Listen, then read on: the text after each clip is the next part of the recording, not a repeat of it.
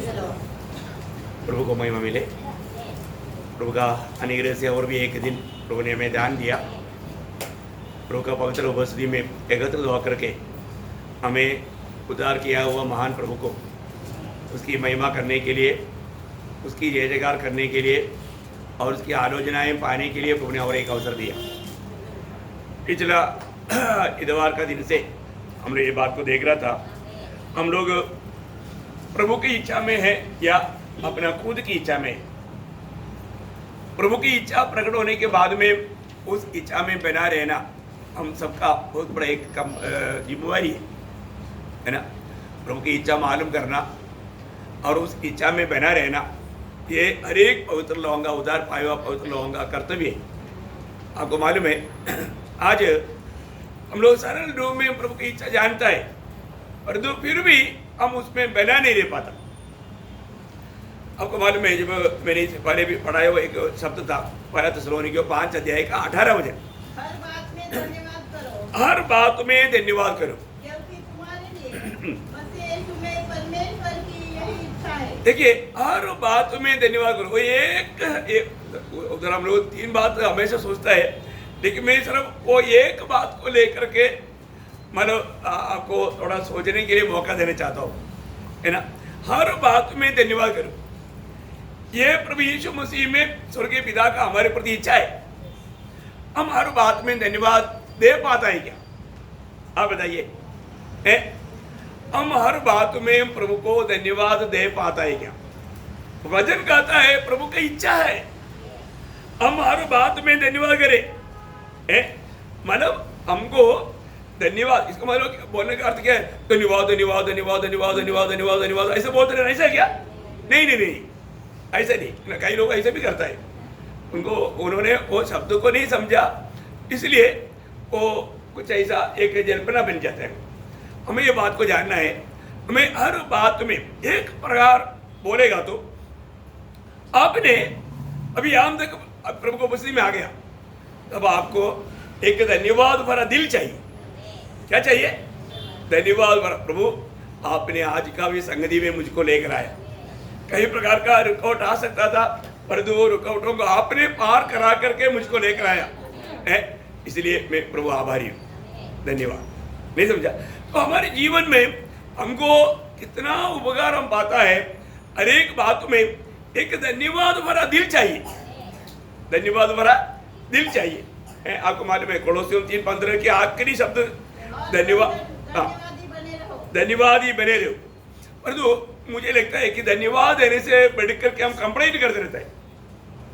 हमारा बहुत लोगों का खूबी क्या है ना, मतलब कंप्लेंट है, कंप्लेंट। प्रभु में आने के बाद में कंप्लेंट दिल तक का अच्छा नहीं है ना। कंप्लेंट हम लोगों ने इससे पहले भी मैंने एक बार आपको एक गवाही दिया था, मतलब एक व्यक्ति हमेशा कुछ ना कुछ कंप्लेंट का गवाही देता, तो एक बार उसको अच्छा फसल मिला तो उसको क्या है, मतलब ये आलू का खेती है। अभी उस साल में उसको पूरा आलू अच्छा मिला, अभी कम से कम गलीसा के लोग सोचा इसी बार ये कंप्लेंट तो नहीं करेगा, क्योंकि उसका आदत ही कंप्लेंट करना है, कंप्लेंट का गवाही है ना। अभी मतलब ये साल में प्रभु ने ऐसा भरपूर आशीष दिया, पूरा अच्छा आलू आया है। तभी भी वो खड़ा होकर के वो गवाही क्या दी हमारे में है, हमको इस साल में प्रभु ने बहुत अच्छा फसल दिया, लेकिन क्या करो, सुअर को देने के लिए एक भी खराब नहीं। देखो मतलब वो आप देखो ना कहीं कई लोग है ना, शादी में भी जाता है, कोई ना कोई वो कमी बोल रहे हैं उनके बारे में, कमेंट्स ऐसा नहीं देते, उनको तसल्ली नहीं होता। ऐसा प्रभु के लोग नहीं होना चाहिए, ऐसा नहीं होना चाहिए। हमने प्रभु से कितना अनगिनत उपकार पाया है ना, हम लोग प्रभु से कितना आभारी होना चाहिए। परंतु कई बातों में है ना, हम लोग ऐसा अगर नहीं करेगा तो आपको मालूम है, जब रोमियो का पत्री में 12 अध्याय में 18 से 21 तक के वचनों में जब हम बोलता है कि वो दुनिया के लोग और प्रभु के लोगों में कितना अंतर है, वो बात समझने के लिए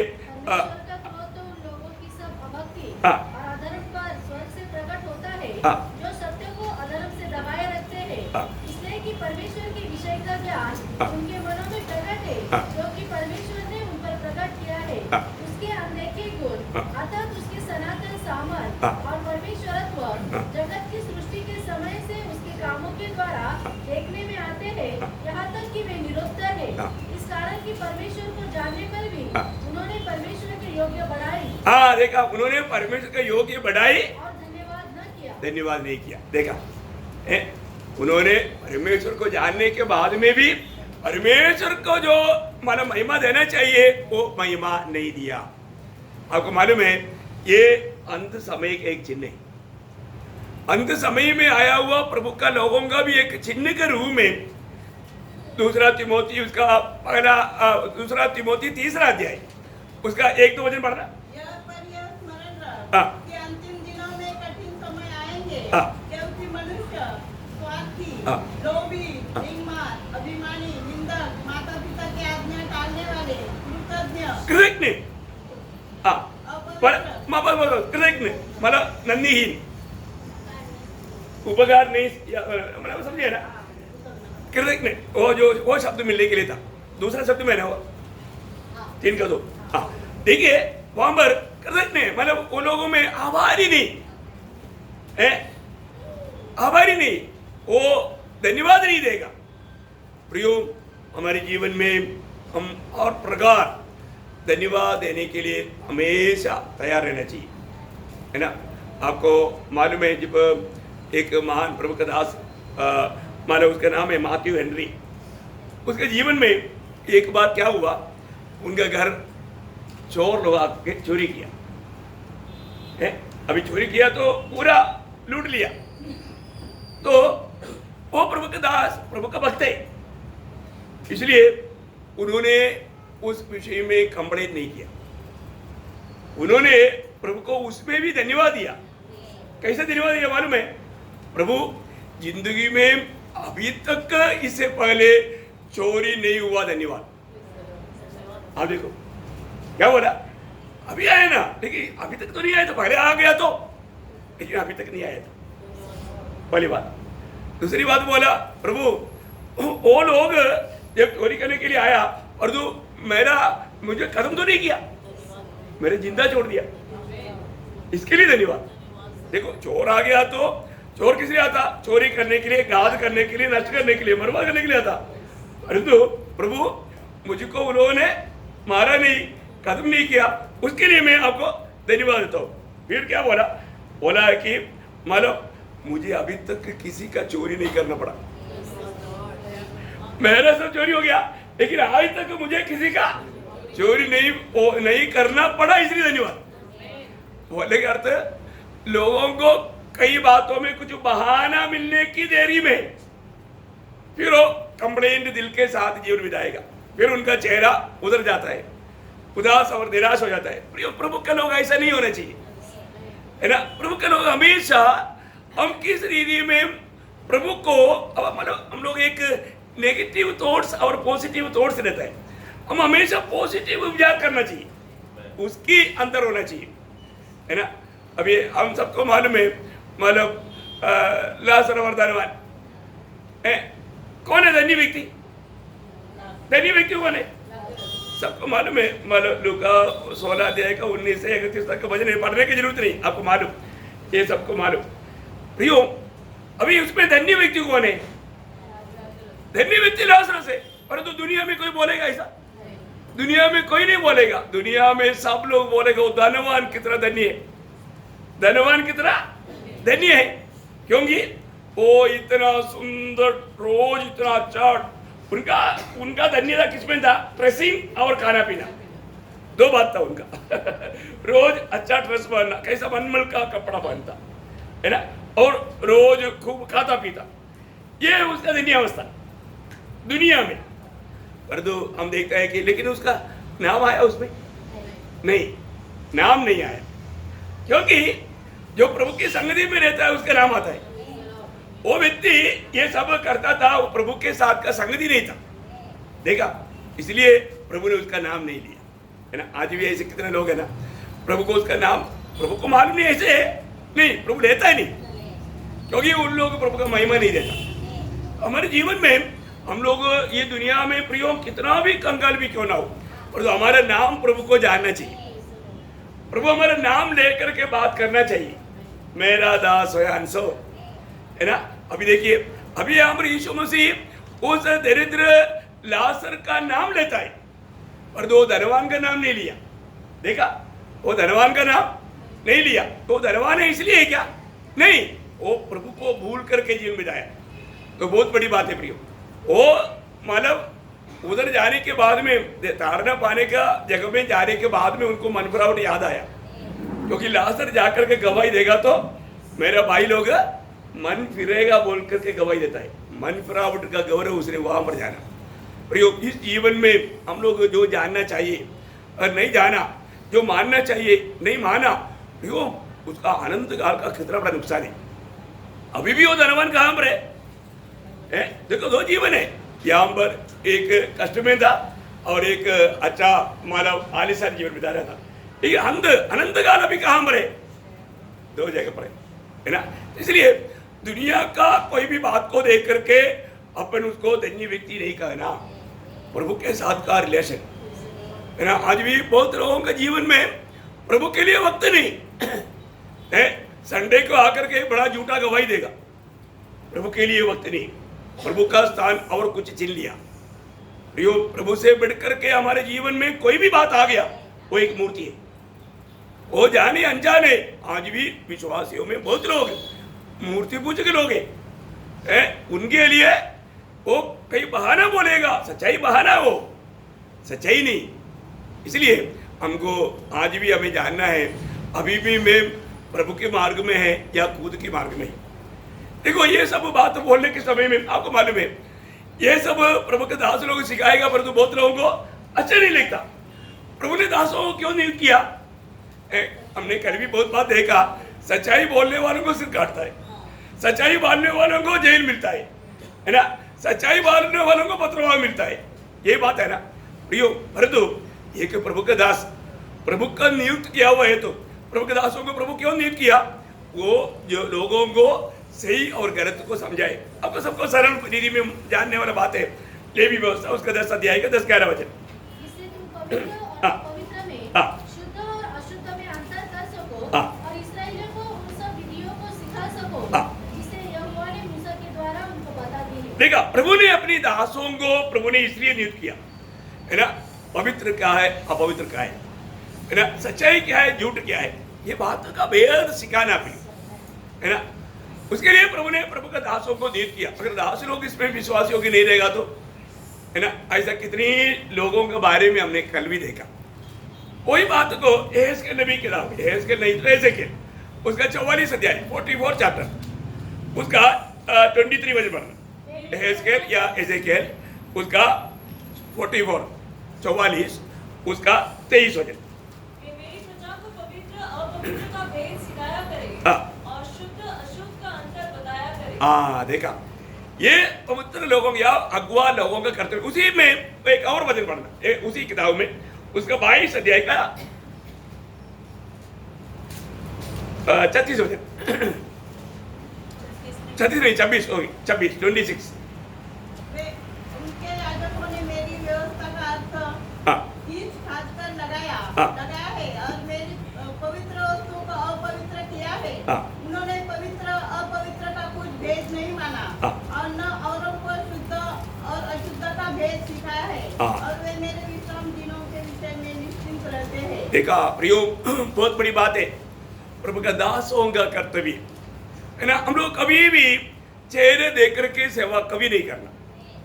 प्रभु ने जो दिया हुआ सच्चाई को सही प्रकार समझाना एक प्रभु का दास का कर्तव्य है।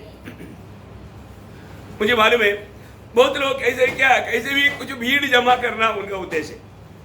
भीड़ जमा करने के लिए प्रभु के वचन का कोई भी बात को छोड़ने के लिए लोग तैयार हो जाता। ये सब परीक्षा होता है हमारे जीवन में है ना।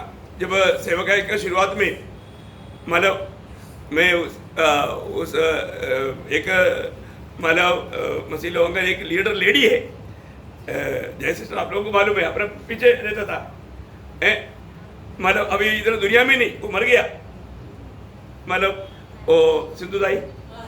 हाँ, तो उन्होंने मुझे बोला देखो आपका ये प्रचार मैं भी बहुत जगह पर जाकर सुनाता हूँ, हमको बिल्कुल अच्छा लगता है, एक छूट दे दो, एक छूट, 300 लोग आपके साथ हो जाएंगे, वो सब आपके साथ मिलकर के चलने के लिए तैयार है। देखो अभी उस समय में एकदम 300 लोग मिल गया बोलेगा तो बहुत खुशी की बात है, लेकिन क्या करना पड़ेगा, प्रभु का वचन को तोड़ना पड़ेगा। देखा, एक इंसान की इच्छा के अनुसार वो बात मानने के लिए तैयार है तो भीड़ आएगा, है ना। वही बात मतलब अपना वो डॉक्टर सवर आता है उधर अपना मस्के अंगेड़ उन लोग भी बोला था, नासिक का बहुत बड़ा हाल लेकर के देंगे, लेकिन ये एक चूट, अरे एक चूट हो गया तो गया ना है, एक बात में अगर गलती कर दिया तो गया, फिर वो प्रभु का रूट से तो बाहर गया, वो बाहर लाने के लिए वो लोग एक छूट मांगता है। प्रियो, प्रभु का वचन में किसी प्रकार भी, है ना, वचन जो प्रभु देता है वो वचन में कभी भी मिलावट नहीं करना। सत्य वचन के लिए अगर नहीं होता तो शायद ऐसा कितने लोग हमें मिल जाता, लेकिन हमें सच्चाई सिखाना। यिर्मयाह में भी हमने देखा था, उसको एक बार पढ़ने का जरूरत है, उसका 23 अध्याय है, उसका 28 वचन, यिर्मयाह उसका 23 अध्याय का 28 वचन। स्वप्न देखा हो हाँ। तो वह उसे बताए, हाँ। परंतु जिस किसी ने मेरा वचन सुना हो, यदि किसी ने अगर मेरा वचन सुना है तो वह मेरा वचन सच्चाई से सुनाए, सच्चाई से बिल्कुल विश्वास योग्यता के साथ। प्रियो, प्रभु के वचन में कभी भी हम मतलब और कोई भी लाभ के लिए, दुनिया को खुश करने के लिए उसमें कभी भी मिलावट नहीं करना, बिल्कुल मिलावट नहीं करना। प्रियो, प्रभु का वचन पवित्र है, बहुत आया हुआ है, और उसमें कुछ मिलाएगा तो क्या होगा। जब नीति वचन में लिखा है ना 30 अध्याय का उसका 5-6 वचन, नीति वचन प्रोवेर्ब्स चैप्टर 30 वर्स 5 और 6। परमेश्वर का एक वचन ताया हुआ है, हाँ। तो अपने शरणागतों की डाल ठहरा है, हाँ। उसके वचनों में कुछ मत मत बढ़ाओ, बढ़ाना नहीं हटाना भी नहीं।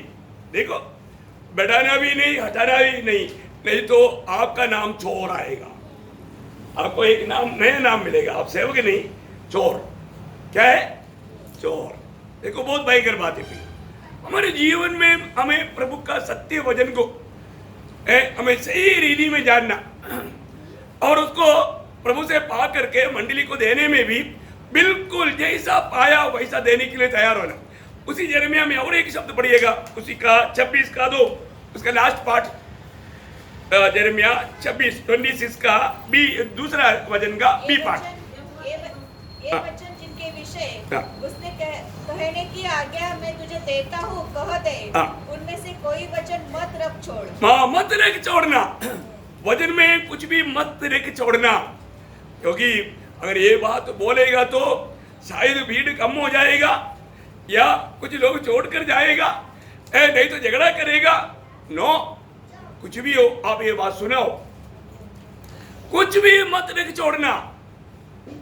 प्रियो, ये बहुत सुंदर बात है।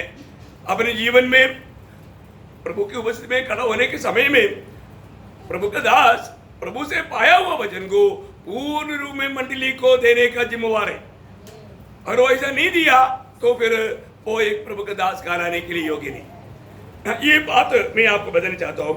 जब प्रेषित पौलुस अपने जीवन में एक बड़ा गवाही देता है, वो क्या गवाही है ना, प्रेरितों का उसका 20 अध्याय का, अरे 27 वचन पढ़ना। क्योंकि मैं परमेश्वर के सारे अभिप्राय को तुम्हें पूरी रीति से बताने से न झिझका। देखा, पूरी रीति से बताने में मैंने नहीं झिझका। मतलब जो भी प्रभु से मैंने प्राप्त किया वो पूर्ण रूप में तुम तक पहुंचाया। अभी आपको मालूम है किस रीति में पहुंचाया, आपको मालूम है, उसका 20 वचन पढ़ रहा। और जो जो बातें तुम्हारे लाभ की थी उनको बताने और लोगों के सामने और घर-घर सिखाने से कभी न झिझका। देखा, घर घर में भी जाकर के सिखाया। मैं आपको बताना चाहता हूँ, इधर जो सिखाया नहीं सिखा, उनको घर में भी जाकर सिखाया। देखो, ये सब प्रभु का दास का जीवन में जो आया वो बात, क्योंकि आपको मालूम है, मतलब बार बार प्रेरित पौलुस बोलने वाले एक शब्द है, तुम भी मेरे पीछे बोले, है ना। मतलब वो शब्द इतना हिम्मत से बोलने के लिए प्रभु के दास को आया, क्योंकि वो बिल्कुल प्रभु के कदमों में चला। प्रियो, ऐसा है तो हमें प्रभु का वचन के साथ कैसे होना, प्रभु से पाया हुआ कोई भी बात को वो रेख नहीं छोड़ना प्रियो, और उसमें मिलावट नहीं करना। आपको याद होगा जब दूसरा कुरिन्थी उसका दूसरा अध्याय का 17 वचन है ना, दूसरा कुरिन्थी दूसरा अध्याय का 17 वचन। क्योंकि हम उन बहुतों के समान नहीं हाँ, जो परमेश्वर के वचन में मिलावट करते हैं। देखा बहुत लोग, अभी इसका मतलब आप देखिए प्रियो, ये मंडली के शुरुआत का समय है, उसी समय में ही बहुत लोगों ने मिलावट करना शुरू कर दिया। फिर ऐसा है तो आखिरी समय में क्या होगा? मिलावट के बिना कुछ नहीं मिलता प्रियो, कहीं भी देखो मिलावट ही मिलावट है ना। आज अपना राजन के साथ जब बात कर रहा था, बोला अच्छा हो गया, अभी एक अच्छा मंडली मिल गया। अभी पहले कितना लोग मिलावट करता था, अभी मालूम हो गया, देखा। कितना बड़ी बात है प्रियो, है ना। सच्चा शिक्षण में बना रहना प्रियो। मैं आपको बहुत नम्र विनती करता हूँ, आप कभी भी कहीं भी जाता भी है ना, सच्चा मंडली में जाना प्रियो, सच्चा मंडली में जाना, कोई गलत उपदेशों में मत जाना है। लोग को ऐसा बातों पर थोड़ा इतना खैर नहीं करता, लेकिन ध्यान देना चाहिए प्रियो। यदि आप बाहर कभी भी जाता है, आपको ऐसा कोई मानो ये नहीं मिला तो आपको पता करना चाहिए कम से कम यहाँ पर कोई ब्रदर असेंबली है क्या, क्योंकि वो लोग वचन को थामा रहता है, सच्चा वचन मिलेगा, वो लोग मिलावट नहीं करता। एक बड़ी बात है, उनका बारे में एक अच्छा गवाही दे सकता है। प्रेज़ लॉर्ड, बहुत बड़ी बात है। मैं आपको बताना चाहता हूँ, मतलब अगर हम सही प्रकार का संगति में अगर नहीं जाया तो वहां पर भी आपको गलत बीज मतलब दिल में गिर करके धोखा खा सकता है ना। इसलिए जब भी हम प्रभु के उपस्थिति में जो भी काम करता है तो हमें वहां पर लोगों को खुश होता है कि नहीं, वो नहीं, लोग कोई ताली मारता है कि नहीं, वो नहीं, कोई हालेलुया प्रेज़ लॉर्ड आमीन कुछ बोलता, वो भी नहीं। प्रभु, मैं आपको कई बार बोला ना, वो बीना बजाने वाला, बीना बजाने वाला वो व्यक्ति ऑडियंस पूरा ताली बजा रहा है, ओ क्या बजा रहे आप, हमारा सबका दिल को आपने मतलब खुश कर दिया, लेकिन वो व्यक्ति का चेहरे में आनंद नहीं है, वो व्यक्ति के चेहरे में आनंद नहीं। अरे वो लोग सब बोलने लगा, साहब आपने इतना अच्छा रीति में वीणा बजाया, हम सब लोग इतना खुश हो गया, पर तो आपका चेहरे में आनंद नहीं है। उन्होंने क्या बोला मालूम है? उन्होंने बोला देखो मैं तुम लोगों का चेहरा नहीं देखता, तुम्हारा हाई हाई नहीं सुनता, तुम्हारा सपोर्ट बोल के जोरदार ताली नहीं देखता, वो देखो कॉर्नर में है ना मेरा गुरु बैठा है, मेरा गुरु बैठा है, मेरा नजर हमेशा गुरु की ओर है, और वो खुश है तो मैं खुश है। जब तक उसकी चेहरा आनंद नहीं होता तब तक मैं आनंद नहीं कर सकता। प्रियो, ये बहुत बड़ी बात है हमारे जीवन में, हमें हमेशा प्रभु की ओर प्रेरित से बोलो, हमेशा बोलने वाले एक शब्द है पहला थिस्सलुनीकियों उसका दूसरा अध्याय के 4 वचन, पहला थिस्सलुनीकियों दूसरा अध्याय के 4 वचन। लॉर्ड जीसस करता है हाँ। और हरेक से जो ईश्वर का वह जैसा परमेश्वर ने हमें योग्य ठहराकर सुसमाचार सौंपा, हाँ। वैसा ही हम वर्णन करते हैं। हाँ। इसमें मनुष्यों को नहीं, मनुष्य को नहीं, परंतु परमेश्वर को, हाँ। जो हमारे मनों को जांचता है, प्रसन्न करते हैं। हाँ, उतना भाग पड़ना है, मतलब हम उसको प्रसन्न करके सेवा करता है जो हमारा मानवों को जांचता है। प्रेज़ लॉर्ड, हम किसको प्रसन्न कर रहा? प्रभु को। किसको प्रसन्न करना? प्रभु को। हालेलुया है, प्रभु को प्रसन्न करना। मैं आपको बताना चाहता हूँ, आप लोगों को सबका ध्यान इधर ही होना है, कहीं इधर उधर किसी प्रकार भी मतलब बच्चों का खेल की तरफ भी मत जाओ, भजन की तरफ है ना, प्रभु का दास के चेहरे की ओर देखते रहो सही प्रकार, तभी आप लोग सही आशीष पाएगा।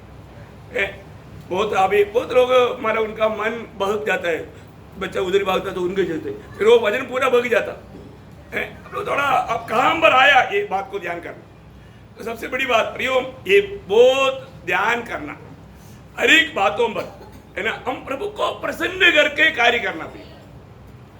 प्रभु हमारे दिल को परखता है, प्रभु को प्रसन्न करने लायक हमारा सेवा है क्या, ये बात को जानना। आज भी मैं आपको इसलिए बोलता हूँ, हमेशा एक चुनौती रहता है। यीशु मसीह को मतलब इतना जांच किया और यीशु मसीह को मतलब उस गबादा में इतना रीढ़ी में मतलब परख करके घोड़े मार करके सिर पर मुकुट बना करके उसको लेकर आया। लेकर आने के बाद में मतलब पिलातुस लोगों से एक सवाल पूछता है, तुम्हें ये यीशु चाहिए या बरअब्बा चाहिए? देखो, तुम्हें यीशु चाहिए या बरअब्बा चाहिए? आप देखो प्रियो, है लोगों ने क्या बोला? देखा है, यीशु मसीह का ऐसा अवस्था देखने के बावजूद भी उनमें किसी का भी दिल में थोड़ा भी तरस या दया नहीं आया। उनका दिल कितना मतलब कठोर था ना। मत्ती की सुसमाचार उसका 27 अध्याय का 17 वचन। अतः जब वे इकट्ठा हुए तो पिलातुस ने उनसे कहा, तुम किसको चाहते हो? तुम किसको चाहते हो कि मैं तुम्हारे लिए छोड़ दूं? बरअब्बा को या यीशु को? देखा जो मसीह है, तुमको कौन चाहिए? उसका 20-21 वचन। प्रधान याजक और पुरनियों ने लोगों को उभारा कि वे बरअब्बा को मान ले और यीशु का नाश कराए। प्रियो, अभी वो लोगों ने किसको मांगा? बरअब्बा को मांगा। आप देखो, मैं सोचता हूँ हमारा प्रभु कितना महान है प्रियो, है ना। हमारे लिए वो क्या नहीं सका, है ना। आप देखो मतलब उस सूली में दो उस समय का सबसे नंबर 1 मतलब पापी लोग था। जब हम मतलब लूका 24 अध्याय में उन लोगों के बारे में पढ़ता है, मैं उधर अभी नहीं जाना चाहता हूँ, लेकिन उसमें से एक जो मतलब उन्होंने भी प्रभु को पहले निंदा किया था, लेकिन एक मन फिरा। एक बोलता है ना, उसका 39 से 43 तक के वचनों में है। मतलब आप लोगों को मालूम है, मैं इसलिए वो बात में पढ़ने की जरूरत नहीं, लेकिन एक बोलता है हम लोग ने जो किया उसके अनुसार हम प्राप्त करता है, और इसने कुछ भी दोष नहीं किया, कुछ भी बुराई नहीं किया है। वो अधर्मियों के साथ गिना जाना था, इसलिए उस समय की सबसे भयंकर 2 पापियों को उनके साथ लटकाया गया है। आपको मालूम है कितना उनमें से एक व्यक्ति, अभी आप देखो यीशु मसीह के हाथ पांवों में सब कील है, और उस समय में भी यीशु मसीह ने उसको बचाया। यीशु मसीह के लिए एक दुर्बल निमिष है नहीं, वो हमेशा बचाने का सामर्थ्य रखता है। वो बोला अब राजा होकर जब आएगा मुझे स्मरण करना। देखो प्रियो, एक बहुत बड़ी बात है, आज भी चुनौती है ना। ये देख, ये सुनने के बाद अभी यीशु मसीह बोलता है आज तो मेरे साथ स्वर्गलोक में होगा। आप देखो प्रियो, दूसरे ने भी ये सुना था, उसको भी अवसर था, लेकिन उन्होंने प्रभु को नहीं चुना, है ना। आज कितनी दिनों से यहाँ पर बैठा हुआ कितने लोग ये वचन सुनता है, ये संदेश सुनता है प्रियो, आप किसको चाहता है?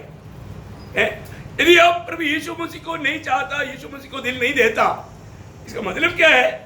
आप जरूर दूसरे को लेता है। मैं आपको इससे पहले भी बोला, आप प्रभु को नहीं स्वीकारता, इसका मतलब आप जाने अनजाने आप शैतान को सेवा कर ही रहे ना, इसमें कोई संदेह नहीं प्रियो। आज भी चुनौती है ना, हम किसकी सेवा करेगा? जब मतलब मत्ती 6 अध्याय का 24 वचन बहुत सुपरिचित वचन है। हाँ, मत्ती 6 अध्याय का 24 वचन, इसको रेफरेंस नहीं मिला उसके लिए बता रहा हूँ 2 बार। मतलब मत्ती 6 का 24। क्योंकि वह एक से भय और दूसरे से प्रेम रखेगा या एक से मिला रहेगा और दूसरे को तुच्छ जानेगा, तो परमेश्वर और धन दोनों की सेवा नहीं कर सकते। देखिए आज भी हमारे जीवन में हम किसकी सेवा करता है? हमारा दिल क्या गवाही देता है? कितने लोगों को प्रियो प्रभु के लिए समय नहीं, दुनिया के पीछे, दुनिया का धन को पाने के पीछे भाग रहा है, लेकिन वो कभी नहीं सोचता ऐसे समय में मृत्यु आएगा। वो समय में मृत्यु के बाद के जीवन के बारे में सोचेगा, लेकिन तब तक समय पार हो जाएगा। हमें अपने आप को पार करना है प्रियो, है ना। आज रोज हमारे जीवन में चुनौती है। आपको मालूम है आज भी सवेरे उठने के बाद में हमारे आगे 2 मार्ग था। यीशु मसीह ने वो 2 मार्ग को इस रीति में बोला, मत्ती उसका 7 अध्याय का 13-14 वचन। फाटक से प्रवेश करो, क्योंकि चौड़ा है वह फाटक और सरल है वह मार्ग हाँ। और बहुत से हैं जो उससे प्रवेश करते हैं। देखा, इसका मतलब आप देखिए, बहुत लोग ये सकरा द्वार और सकेत मार्ग वो बिल्कुल नहीं चाहता। वो अपनी मनमानी का मार्ग, वो विशाल मार्ग है, आसानी, कोई तकलीफ नहीं, कोई परेशानी नहीं, वो बात को चाहता। कितना दुख की बात है प्रियो। प्रभु ने साफ बताया जीवन की मार्ग का खूबी क्या है। वो सकरा मार्ग है, वो द्वार भी सकेत है, उसमें चलने वाला थोड़े है। देखो, भीड़ देख करके कभी भी खुश नहीं होना। आज हमारे जीवन में, और हम अपने जीवन को परखेगा तो मैं आज कौन सा मार्ग में चल रहा है, इसके बारे में हमारा दिल क्या गवाही देता है? मैं वो जीवन के मार्ग में जाने वाला व्यक्ति है क्या? अपना दिल गवाही देगा प्रियो। ये नहीं है कि अपने को जो अच्छा लग रहा है, अपने को माना तकलीफ नहीं चाहिए, निंदा नहीं चाहिए, कष्ट नहीं चाहिए। कई बार लोग थोड़ा भी कुछ दुनिया का और से थोड़ा भी कुछ तकलीफ आ गया तो लोग एकदम संगति को भी छोड़ देगा, है ना, प्रभु को छोड़ देता। कितना दुख भरा बात है। इस्राएल की लोग बार बार ऐसा गलती करते थे, तब प्रभु उनके बीच में अपने दासों को भेजते थे। एक बार बहुत दिनों से प्रभु से दूर हुआ उन लोगों को एलिया आकर के एक सवाल पूछता है, तुम जब कब तक दो नाव में पाव रख करके चलोगे? एक भयंकर सवाल है प्रियो। वो लोग कैसा भक्ति करता था पर राजा, उसका 18 अध्याय में ना, उसका 18 अध्याय के 21 होते। और एलिया लोगों के पास आकर कहने लगा, तुम कब तक दो विचारों में लटके रहोगे? तुम कब तक दो विचारों में लटकते रहेगा?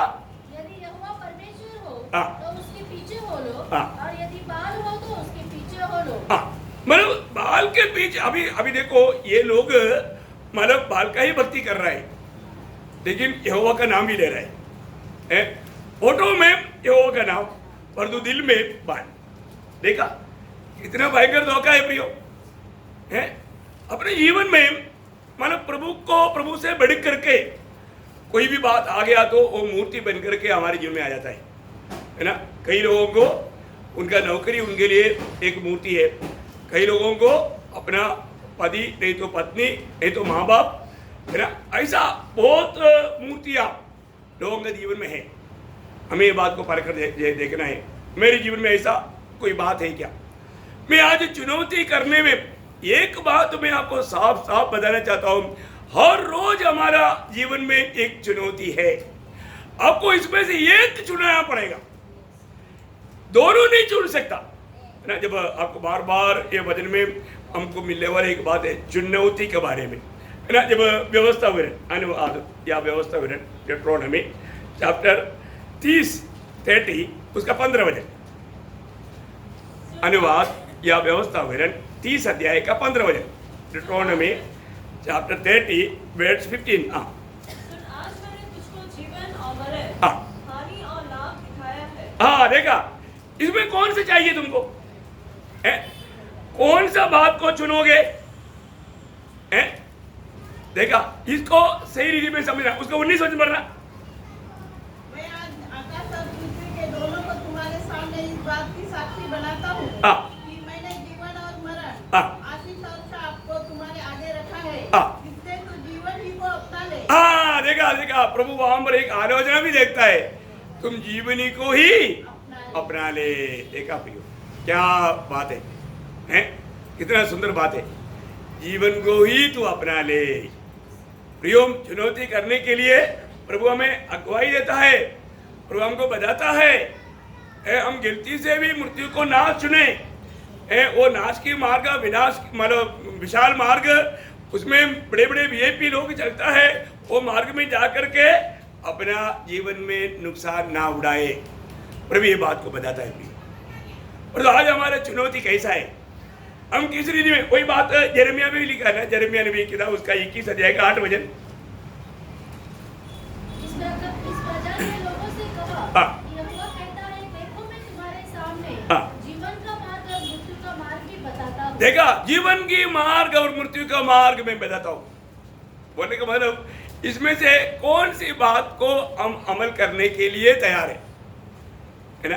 हर एक पवित्र लोगों को ये रोज सुनने वाला वचन कई लोग वो दिल से सुन करके अपने जीवन में लाने की प्रयास करता है।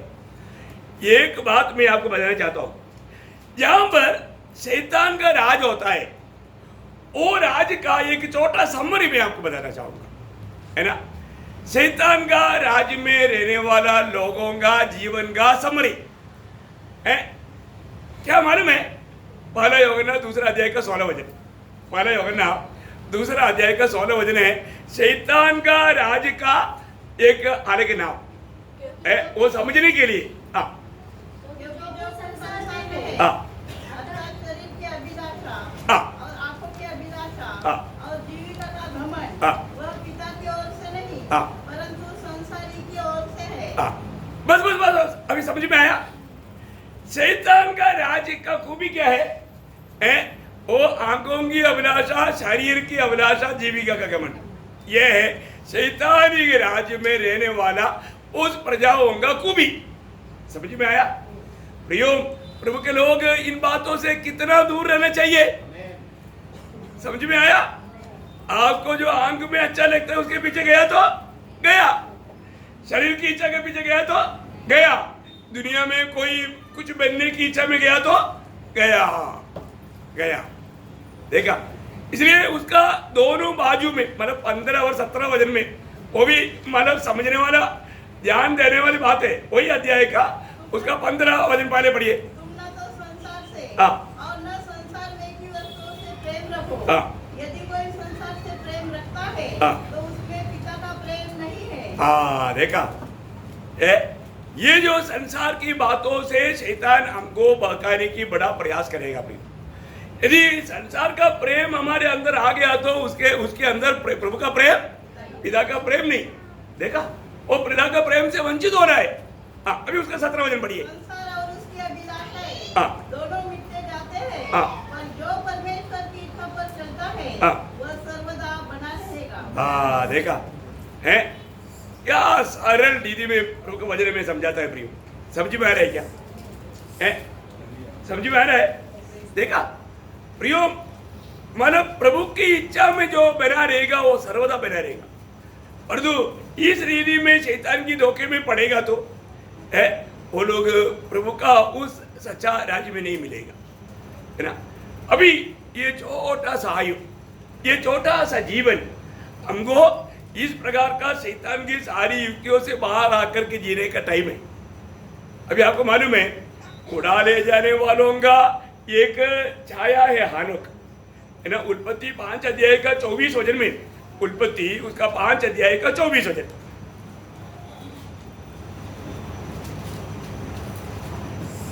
हनोक परमेश्वर के साथ साथ चलता था। देखा, परमेश्वर के साथ साथ चलना है तो क्या चाहिए प्रियो? उसको ये दुनियादारी को छोड़ना पड़ेगा, है। प्रभु के साथ चलने वाले एक व्यक्ति को अभी हमने जो पढ़ा है, शैतान की राज्य की उस बातों से बाहर आना पड़ेगा। इसको मतलब उस समय की सारे लोग बह गया था, लेकिन ये हानोक जो है नहीं बहका है, वो परमेश्वर के साथ चला। क्योंकि आमोस 3:3 में लिखा ना, 2 जन जब तक एक मत नहीं होगा साथ में नहीं चल सकता। अभी हानोक प्रभु के साथ चला। अब देखिए इसका मतलब उसने क्या किया, दुनियादारी की बातों को छोड़ दिया, प्रभु की इच्छा को प्रथम स्थान दिया, प्रभु की इच्छा में चलने के लिए उन्होंने निर्णय लिया। ये एक बड़ी बात है प्रियो। हम लोग प्रभु के साथ चलना बोलेगा तो एक छोटी बात नहीं है। और इतने भी नहीं, वो प्रभु के साथ चला, इतने नहीं, जब इब्रानियों में हम लोग देखते हैं ना 11:5 में उसने विश्वासी से हनोक उठा दिया गया कि मृत्यु को न देखे और उसका पता नहीं मिला, क्योंकि परमेश्वर ने उसे उठा लिया था और उसके उठाए जाने से पहले उसकी यह गवाही दी गई थी कि उसने परमेश्वर को प्रसन्न किया है। प्रियो ये बहुत बड़ी बात है।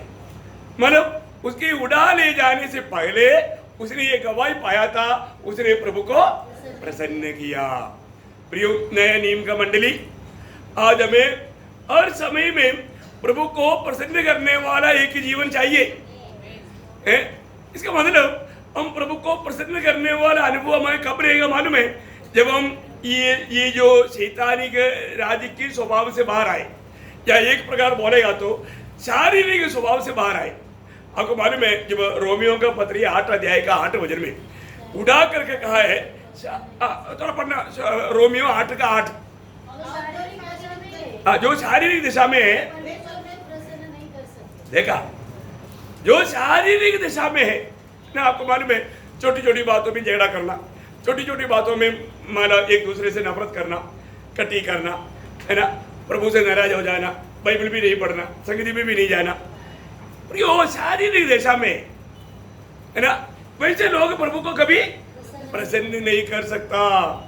प्रियोम प्रभु में आने के बाद, उदार पाने के बाद में हमें कितना आभारी होकर के है, अरे कम से कम आपका उधार हुआ ना, उधार होने के बाद में अब कितना आनंद के साथ प्रभु का सेवा करना चाहिए है?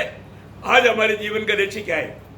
प्रेषित पौलुस एक सुंदर गवाही 2 कोरिन्थी 5 अध्याय का 9 वचन में कहता है, 2 कोरिन्थी 5 अध्याय का 9 वचन, देखा, साथ रहे या आने रहे, बोलने का मतलब क्या है कि अभी प्रभु आकर के हमको उड़ा ले जाए या अभी तक नहीं आया, तब तक हम यदि भी रहे तो भी हम उसको प्रसन्न करते रहे। क्या करते रहे? प्रसन्न करते रहे। हम चाहता है कि दिल की गहराई से हम हमेशा हर बात में, हर रीति में प्रभु को प्रसन्न करने वाला बने। क्या प्रियो, ये हमारी अवस्था है क्या? हम क्या बोलेगा, सिचुएशन खराब है ना, थोड़ा थोड़ा झूठ बोलना पड़ता ना। मैं एक बार एक रिक्शा ड्राइवर को वचन बताया, उन्होंने बोला सर आपने जो भी बोला अच्छा बोला, सच बोला, लेकिन क्या है ना, फिर ऐसा है तो हमारा घर नहीं चलेगा। हाँ, हमको थोड़ा झूठ बोलना पड़ता। क्या करना पड़ता? झूठ बोलना पड़ता। जहां पर 20 रुपए लेने चाहिए 40 लेता है, उसको भी मालूम है मैं गलत ले रहा है, लेकिन वो बोलता है कि हमें झूठ बोलना पड़ता है। उसका दिल गवाही दे रहे, देखो वचन सुना तो उसका दिल गवाही दे रहे। प्रयोग ऐसा चलते रहेगा तो कहाँ बनेगा? क्या नहीं, है ना। प्रभु का वचन जो कहता है प्रयोग, कितना सच बात है। आज हमारे दिल में उदार पाने के बाद में किसी भी प्रकार भी क्यों ना हो, मैं प्रभु को प्रसन्न करके जीऊंगा। मेरा जिम्मेवारी इस दुनिया में जब तक मुझे प्रभु ने अवसर दिया है, समय दिया है, मैं प्रभु को प्रसन्न करूंगा। ऐसे एक निर्णय है क्या है? ऐसा निर्णय नहीं है तो कितना दुख भरा बात है। आपको मालूम है यूदा का बारे में, यूदा का सॉरी अनोख के बारे में यूदा का पत्र भी एक शब्द है, और उसमें 4 बार अभक्त अभक्त करके एक प्रयोग है। मेरा यूदा का पत्री उसका 15 वचन पढ़ो।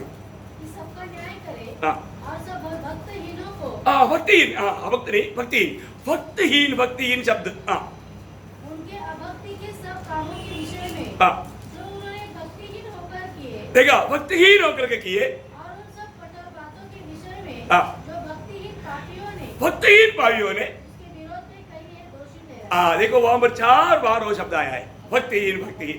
अब देखिए बोलने का मतलब क्या है कि वो चारों तरफ के लोग एक सच्चा सुभक्ति के जीवन नहीं बिताते थे, लेकिन हानोक कैसे जीवन बिताया?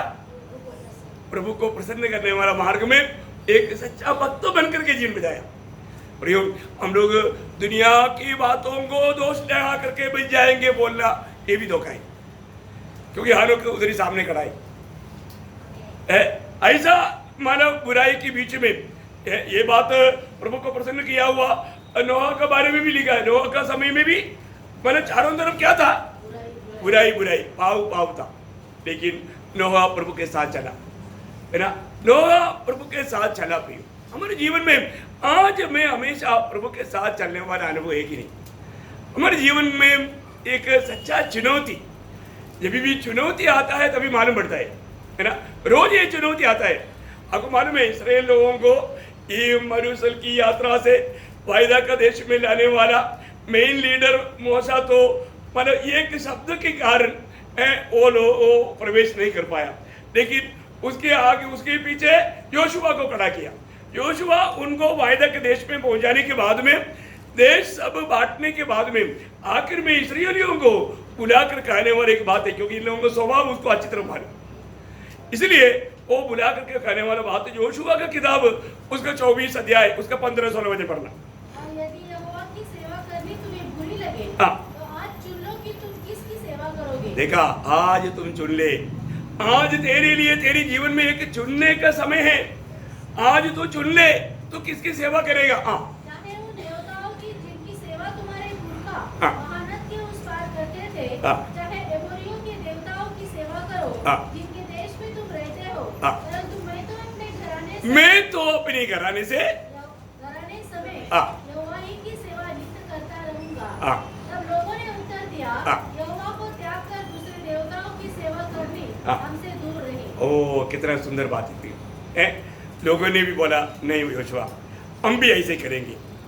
कितना बड़ी बात है प्रियो। हमारे जीवन में कितना भी दाम चुकाना पड़े प्रियो, जीवन में हर रोज जरूर एक चुनौती आता है, लेकिन लोग थोड़ा तकलीफ दे करके, कष्ट दे करके, निंदा दे करके लोग वो जीवन का मार्ग को, या परमेश्वर चाहने वाला वो मार्ग को छोड़ देता है ना। जब भी प्रभु का मार्ग में चलना इतना आसानी नहीं प्रियो, है ना। इसके लिए दाम देना ही पड़ता है। एक सादा विश्वासी बन करके रहने में कोई इतना बड़ा दाम नहीं देना पड़ता। एक चेला बनने के लिए दाम देना पड़ता है। चेलापन के जीवन का अर्थ आपको मालूम है ना। आपको मालूम है जब मूसा के जीवन में चुनौती आया, वहां पर क्या लिखा, कितना सुंदर वर्णन है प्रियो ना। इब्रानियों का पत्री उसका 11 अध्याय है, उसका 24 से 26 तक का वचन आप देखिए, क्या सुंदर वर्णन है। हाँ। सयाना होकर फिरौन की बेटी का पुत्र कहलाने से इनकार किया, हाँ। इसलिए कि उसे पाप में थोड़े दिन सुख भोगने से। देखा, ये दुनिया में जो भी मिलता है सुख, वो पाप के साथ है, पाप नहीं। दुनिया का हर एक सुखों में पाप का मिलावट है। अब देखिए, इसलिए यहाँ पर मूसा बोलता है, उस पाप के साथ उन खुशियों में जाने से बढ़ करके अधिक उत्तम लगा। आगे उसने मसीह के कारण निंदित होने को, देखा, मसीह के कारण निंदित होने को। मैं एक बात आपको बताना चाहता हूँ, मसीह लोगों को कहीं भी जाएगा तो कई प्रकार का निंदा होता है, कई प्रकार का निंदा होता है, कई प्रकार का बदनामी होता है ना।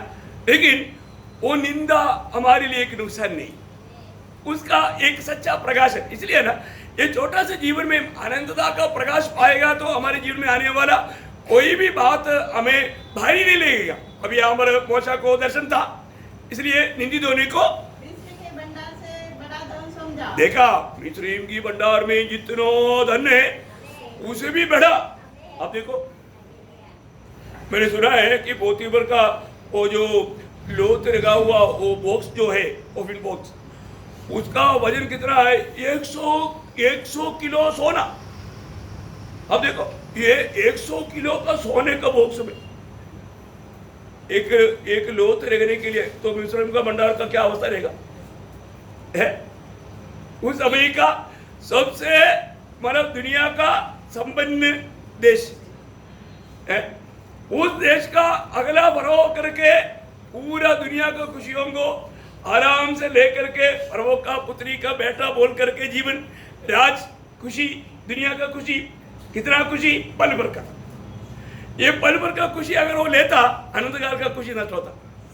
देखा प्रियो, ये जीवन में मिलने वाला सारा खुशी बहुत पल भर का है। जीवन कष्ट भी क्यों ना हो, पल भर का है, और आनंदता में हमें मिलने वाला हमेशा हमेशा का कोई एंड है और उसका कोई सीमा है नहीं। कितनी बड़ी बात है।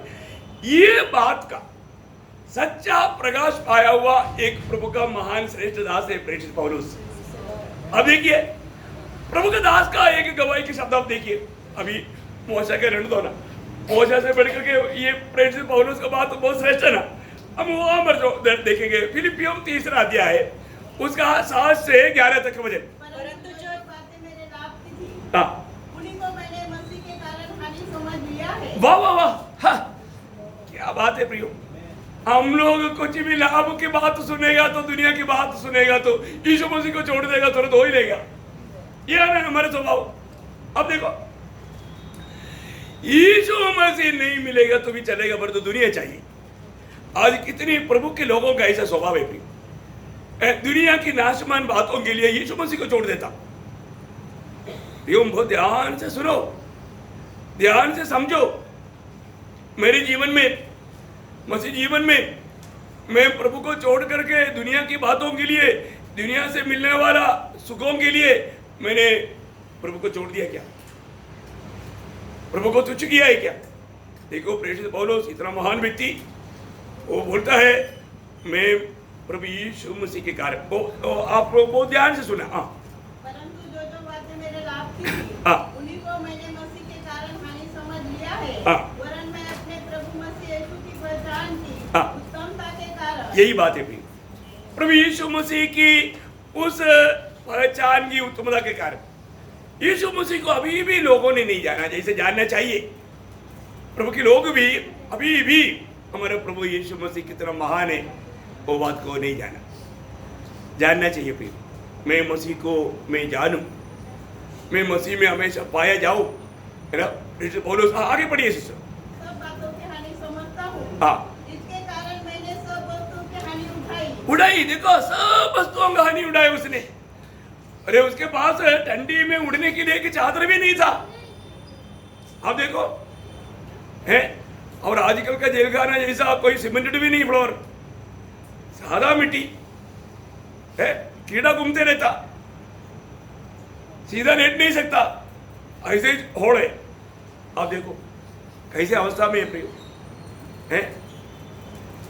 वो बोलता है मैंने मसीह की खात, मैंने उस मसीह को प्राप्त करने के लिए, मैं उस मसीह की ज्ञान के कारण मैंने ये दुनिया में मिलने वाला सुखों को, दुनिया में मिलने वाला हर एक आनंद को मैंने क्या समझा? आगे पढ़ो।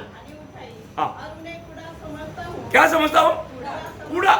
कोई कचरा लेकर के घर में रखता है क्या? है कूड़ा, रेती, एकदम गंदा, वेस्ट। देखा, ये दुनिया का सबसे टॉप प्रकार का खुशी को उसने सबसे बड़ा वेस्ट जाना। हाँ, क्या बताओ? हमारा जीवन में ऐसे कोई हमने अच्छा बात को वेस्ट जाना क्या? सोचा भी नहीं होगा ना अभी तक। ये मसीह का ज्ञान का उत्तम था। हमने प्रभु को पाने के बाद में एक सच्चा सही चुनौती पा करके मसीह में बढ़ने के लिए इच्छा चाहने वाला, मतलब ऐसे चाहत करने वाले लोगों की अवस्था है। अभी आगे पढ़िए। जिससे मैं मसीह को प्राप्त करूं, हाँ, और उसमें पाया जाऊं। देखा, मसीह को मैं प्राप्त करूं और मैं मसीह में पाया जाऊं। हाँ, न कि अपनी उस धार्मिकता के साथ हाँ, जो व्यवस्था से है, हाँ, वरन उस धार्मिकता के साथ जो मसीह पर विश्वास करने के कारण है, हाँ, और परमेश्वर की ओर से विश्वास करने पर मिलती है, हाँ, ताकि मैं उसको और उसके मृत्युंजय की सामर्थ को, हाँ, और उसके साथ दुखों में सहभागी होने के वाह वाह वाह वाह वाह। आज भी प्रभु में आने के बाद में ऐसा कोई बातों का चाहत हमारे दिल में है क्या? यीशु मसीह के लिए, प्रभु की महिमा के लिए, है ना, आनंदता का लाभ के लिए मैं कुछ भी बनने के लिए तैयार हूं। आज भी मैं एक बात आपको बताना चाहता हूं, जो सच्चा उदार का अनुभव नहीं, उनका जीवन में इन वचनों को कोई जगह नहीं। उनको शैतान का झूठ के लिए बहुत जगह है, परमेश्वर की सच्चाई के लिए उनका दिल में जगह नहीं है, जगह नहीं है। ये वचन अंदर जाता नहीं। झूठ बात है तो अभी आपको मालूम है ना, अभी मैंने कितने बार आपको बताया, यहाँ पर बोलने वाला वचन एक दिन के बाद पूछेगा, एक घंटा बाद में पूछेगा तो कई लोगों को मालूम नहीं, क्योंकि ये वचन को उनका दिल में जगह नहीं। और तो यहाँ पर बोलने वाला एक कहानी 10 साल के बाद में भी पूछेगा तो वैसा का वैसा बोलेगा। देखा क्यों? क्योंकि दुनियादारी की बात है, उसमें कोई सच्चाई नहीं, झूठ बात है। कितना दुख भरा बात है। आज हमारे जीवन का अवस्था क्या है ना? अभी मैं ये संदेश खत्म करने जा रहा हूं, परंतु मैं आपको कोई वचन नहीं पढ़ाऊंगा। मैं 5 सवाल आपको पूछूंगा, 5 सवाल आपको मैं पूछने जा रहा हूं, थोड़ा ध्यान से, क्योंकि ये विषय यहाँ पर मैं आज खत्म कर रहा हूँ। वो ये 5 सवालों के साथ होगा। एक एक सवाल आप मानो जरूर अपने लिए जरूर खास समझना। पहली बात, इतने दिनों से या प्रभु में आने के बाद इतने दिनों से मैंने मेरे जीवन की कोई भी ऐसा पाप जो प्रभु के सामने मैंने कबूल नहीं किया और उसको नहीं छोड़ा, ऐसा कोई पाप मुझ में है क्या? हर एक लोग अपने आप को परखने के लिए मैं बोल रहा हूँ, क्योंकि आपको आने वाला वचन का सही प्रकाश में आपको बढ़ने के लिए ये परख आपका व्यक्तिगत जीवन में जरूरी बात है। मेरा सवाल समझ गया ना? मैं प्रभु में आने के बाद, आने से पहले का पाप सब प्रभु क्षमा किया ना, वो तो मतलब पहले ही चला गया हो, पर तो प्रभु में आने के बाद ऐसा कोई पाप है क्या जो कि मैंने प्रभु के सामने कबूल करके प्रभु से मेल नहीं खाया या क्षमा नहीं पाया? ऐसा कोई पाप मुझ में है क्या? नंबर 1 है तो प्रियो, आज ही वो आप जरूर प्रभु के सामने कबूल करना, क्योंकि आप सबको मालूम है वचन पढ़ने की जरूरत नहीं, मतलब नीति वचन 28 का 13 है ना, मतलब अभी पढ़ने की जरूरत नहीं है। जो अपने पाप को छिपा रहता है उसको वो कभी आशीष नहीं पाएगा, वो सफल नहीं होगा, वो विजय नहीं पाएगा, धोखा रहेगा, धोखा धोखा। दूसरी बात क्या है कि कोई भी अवस्था में, मेरी जिंदगी की कोई भी अवस्था में रहने पर भी मुझे प्रभु को प्रसन्न करने का निर्णय है क्या? मेरा जिंदगी में कोई भी अवस्था में मैं रहूं तो भी मैं प्रभु को प्रसन्न करूंगा, ऐसा मेरा निर्णय है क्या? जैसे हमने अभी थोड़ी देर पहले और उसका शब्द में पढ़ा ना, 2 कोरिन्थी 5:9 है ना, हर समय में, हर अवस्था में हम प्रभु को प्रसन्न करना चाहते हैं, प्रसन्न करना चाहते हैं।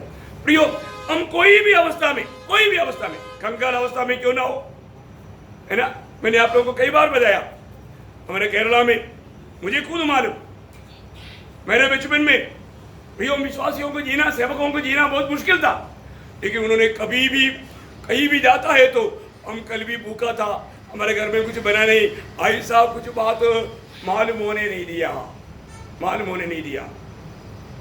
वो लोग लुंगी टाइट बांधा, पेड़ एकदम, और भी ऐसा भूखा रह करके सेवा किया, परंतु वो प्रभु को प्रसन्न किया, वो लोगों ने। कोई भी अवस्था में प्रभु को प्रसन्न करना, उनके पास मतलब स्त्री करने के लिए मतलब आयरन नहीं था, आयरन बॉक्स नहीं था, तो क्या करता, मतलब धो करके शाम को तकिया के नीचे रखता, सुबह निकालने के टाइम पर प्रेस किया हुआ जैसा। हाँ, क्या बात है, वो पहन कर चलता, देखा है, लोग देखता है तो टिप टॉप चलता है, और लोगों को मालूम ना पड़ने के लिए वो लोग सूखा पत्ता ला करके घर में जलाता था, डूबा जाएगा तो लोग बोलेगा कुछ तो बनकर खा रहा है भाई, लेकिन वो लोग भूखा है। प्रियो, हमें ऐसा कोई भी अवस्था, आजकल की पीढ़ी को ऐसा अवस्था कभी हुआ नहीं प्रियो, लेकिन कोई भी अवस्था में मैं प्रभु को प्रसन्न करूंगा करके आपका निर्णय है क्या? तीसरी बात, प्रभु ने जब से मुझे बुलाया, मैंने उद्धार पाया, तब से मैं प्रभु के साथ विश्वास योग्य है क्या? अपने आप को परखना। ये जो भी सवाल आपको खुद जीवन में परखने के लिए दे रहा हूं, मैं प्रभु में बुलाहट पाने के बाद आज तक मैं एक विश्वास योग्य जीवन बिताता है क्या? है ना, विश्वास योग्य जीवन। हमने पिछले दिन में भी देखा, प्रभु के साथ कौन रहेगा? विश्वास योग्य लोग रहेगा प्रियो, और प्रभु हमें विश्वास योग्य जानेगा, तभी प्रभु हमें अपने महिमा के लिए इस्तेमाल भी करेगा। तो मैं प्रभु में बुलाहट पाने के बाद अभी तक मैं विश्वास योग्य है क्या? पति पत्नी के साथ, पत्नी पति के साथ, बच्चे माँ बाप के साथ, माँ बाप बच्चों के साथ, मंडली के साथ, प्रभु के दास के साथ मंडली, हर जगह पर विश्वास योग्य रहना प्रियो, हर स्थान में विश्वास योग्य रहना प्रियो, ये बहुत बड़ी बात है। इसका क्लास आपको बहुत दिया है। 4वीं बात, मुझे सच में प्रभु के प्रति या प्रभु वचन के प्रति या पवित्र जीवन के प्रति मुझे भूख और प्यास है क्या? अपने आप को पूछो, इसी को मत बताओ। मुझे एक सच्चा आत्मिक जीवन बिताने के प्रति भूख प्यास है क्या? मुझे एक आत्मिक जन बन करके जीने का भूख प्यास है क्या? है ना, आज भी लोगों को इनविटेशन कार्ड देना पड़ता है, कल भी शाम को मीटिंग है, संडे को बोला वो सब लोगों को नहीं सुनाना है, आना है, हाँ आना है।